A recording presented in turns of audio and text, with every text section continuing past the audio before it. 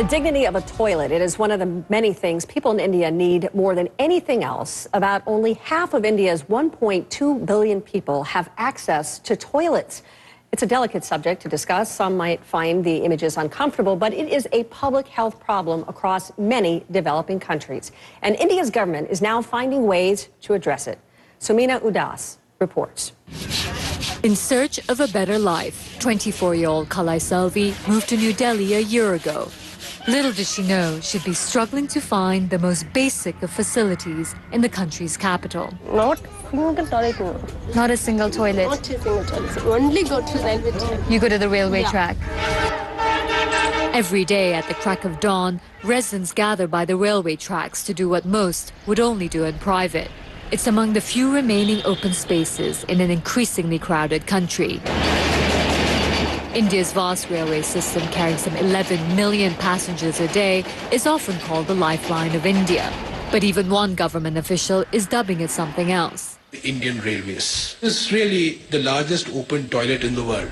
Kalai Selvi says women suffer the most. I'm really very ashamed. So gents, then ladies house nearby.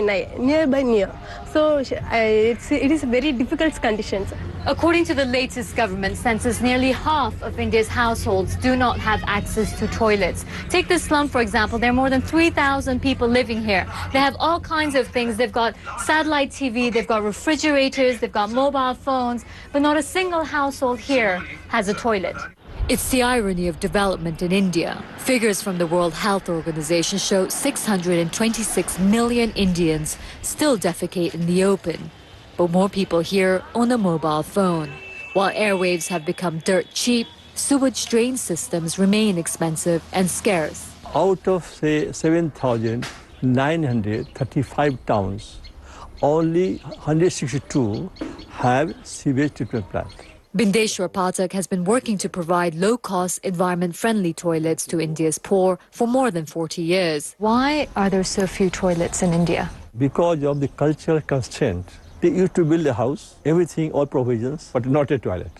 Pathak says many Indians, especially in rural areas, consider toilets to be unclean and should not be indoors. Now, Pathak's organization is stepping in. Sulabh International has built thousands of public toilets, as well as some 1.2 million household toilets based on an innovative and affordable concept. There are two pits. Just see, this is the one and this is the second. So this pit is used.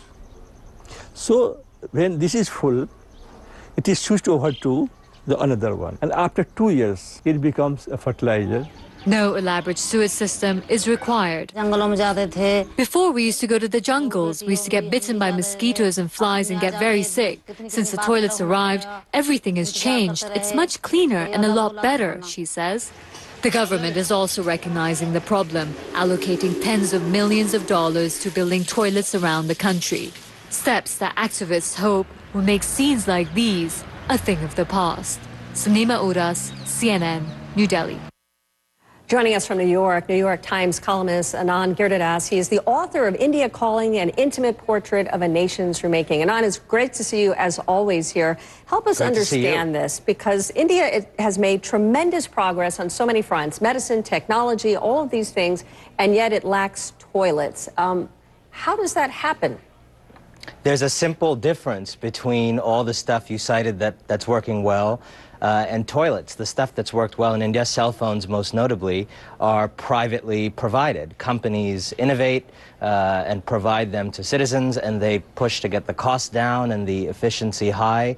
And so India's had a cell phone revolution, and it is still waiting to have a toilet revolution, because toilets are something that are publicly provided in general. And they require, you can't go build a good toilet on your own, you require government to build sewage and other things. So how do the residents, how do the citizens of India actually force their government to do more in that regard?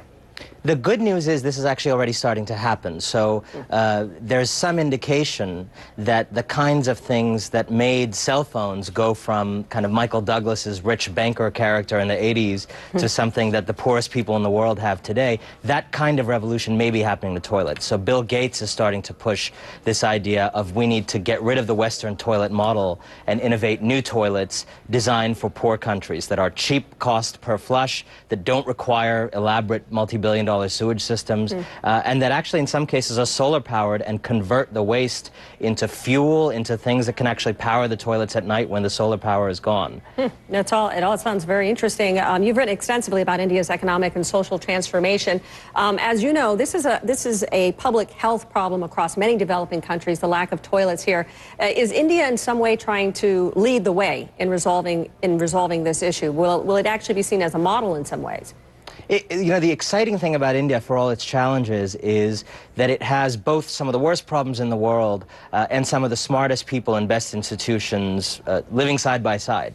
And the fact that India has more cell phone access than flush toilet access is actually also true globally. More people around the world have cell phone access than flush toilet access. So there's hope that people like the entrepreneur you just showed and others, people like the Gates Foundation, could use India as a place to innovate a toilet that is actually designed for the developing world rather than trying to bring in something that was designed for industrialized countries in Europe in 1775 when the first toilet was patented.